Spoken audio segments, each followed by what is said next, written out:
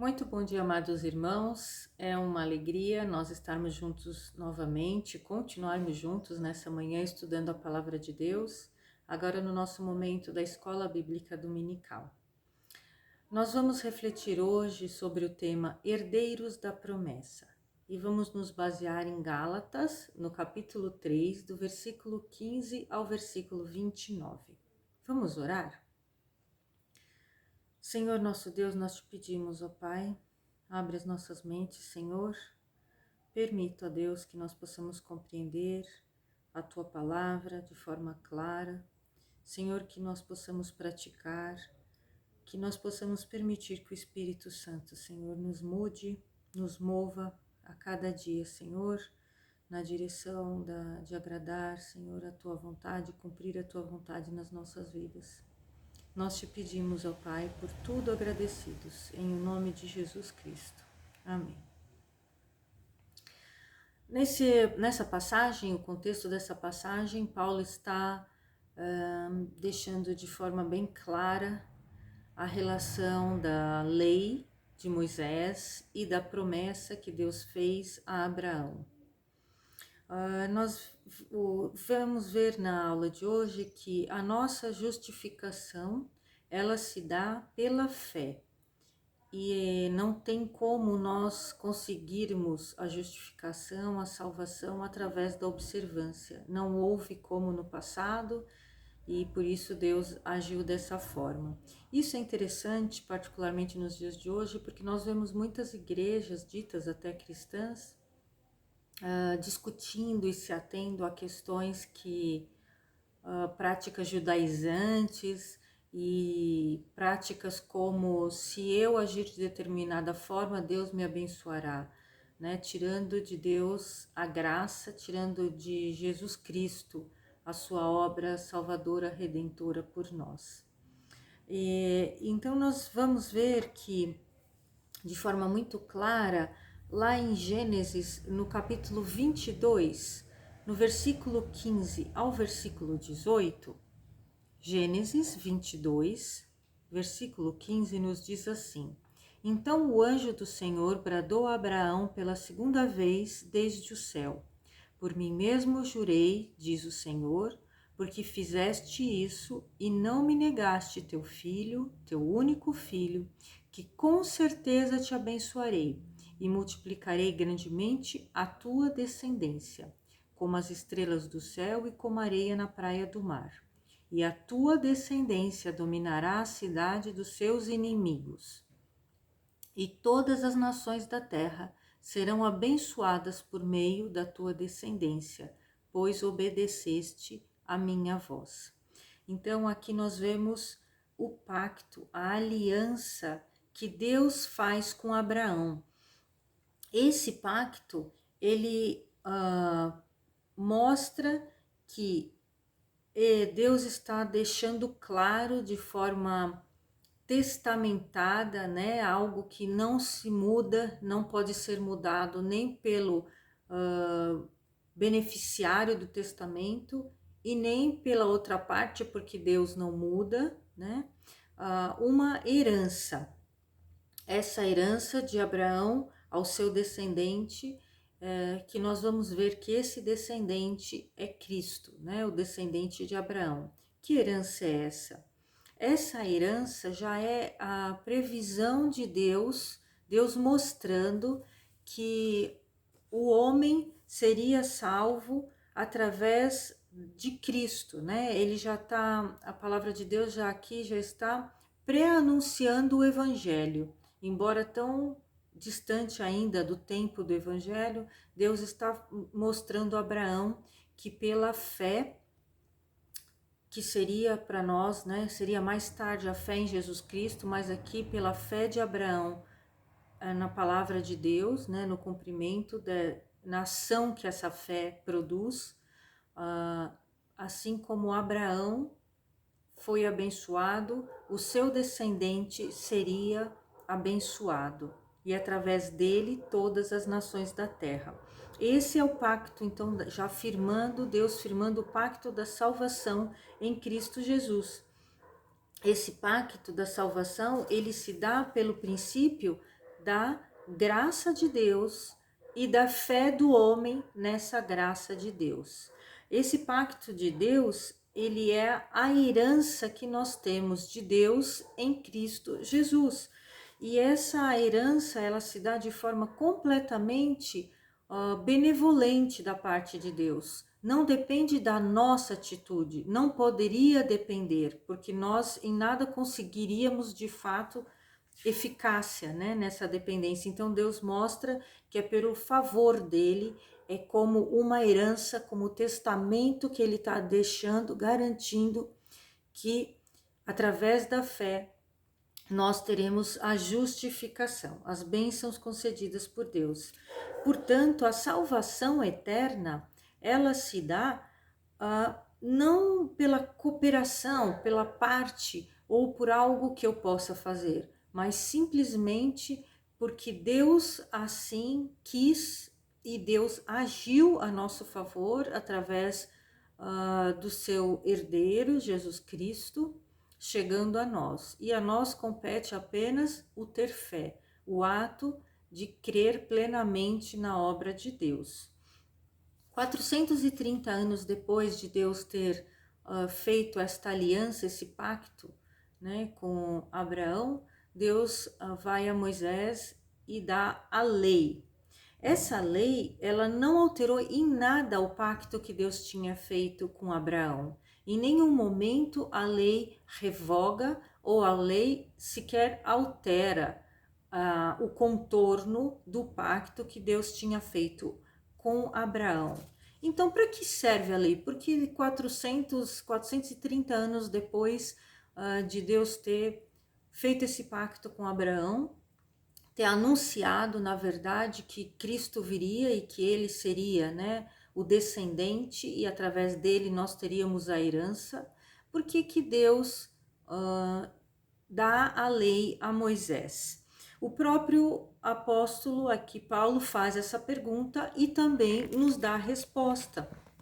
Vamos ver aqui em Gálatas, no capítulo 3 de Gálatas, no versículo 19, o próprio apóstolo nos fala: então, para que serve a lei? A lei foi acrescentada por causa das transgressões, até que viesse o descendente a quem a promessa havia sido feita, e foi ordenada por meio de anjos pela mão de um mediador. Entretanto, o mediador não representa apenas um, mas Deus é um só. Então, Paulo aqui deixa muito claro para que a lei serviu, ou serve, ou serviu, né? Ele esclarece que essa lei, ela foi dada primeiro, por dois aspectos. Primeiro, porque foi necessário que Deus desse contorno, delimitasse o que é pecado. Porque se não existe lei, como se sabe que não se está conforme a lei? Pode-se colocar tudo, mas Deus quer assim, Deus permite assim. Não, então veio a lei, Deus coloca a lei de Moisés, dá a lei a Moisés e assim ao povo, para que ali ficasse tipificado o pecado, a transgressão do homem. E um segundo aspecto da lei, do porquê da lei, é porque nós, então, dado o confronto do nosso pecado, nós somos capazes de discernir que realmente só pela graça de Deus é que nós podemos alcançar a justificação, porque é impossível ao homem observar completamente a lei.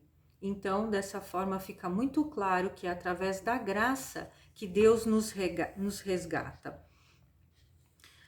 Nós vemos aqui no versículo 23, Paulo fala assim: mas antes que viesse a fé, éramos mantidos debaixo da lei, nela confinados para a fé que haveria de ser revelada.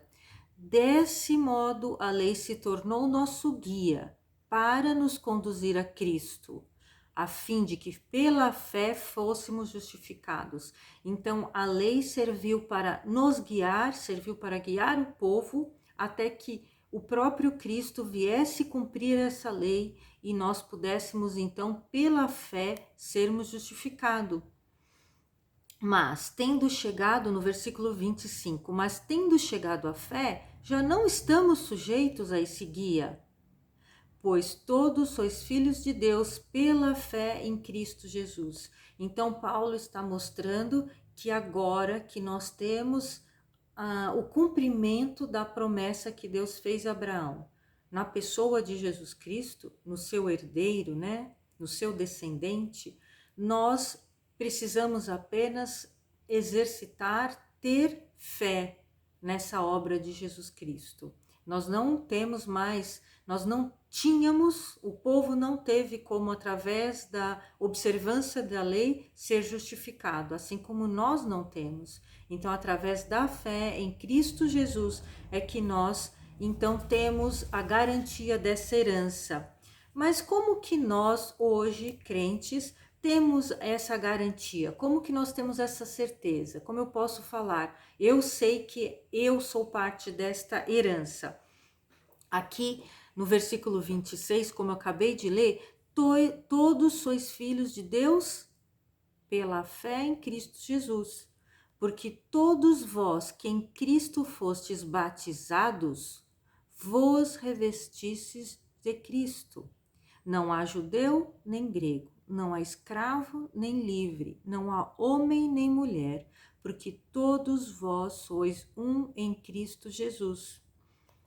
Então, Paulo pontua de forma muito clara que em Cristo Jesus nós nos tornamos aquele herdeiro do pacto de Deus com Abraão.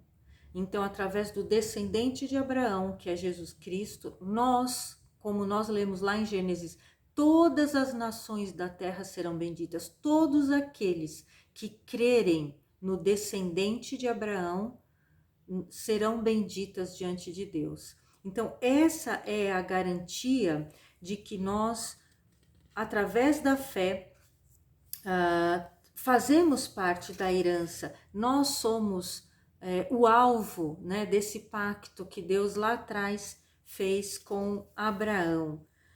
A herança, através de Cristo, nos torna hoje herdeiros da promessa que Deus fez.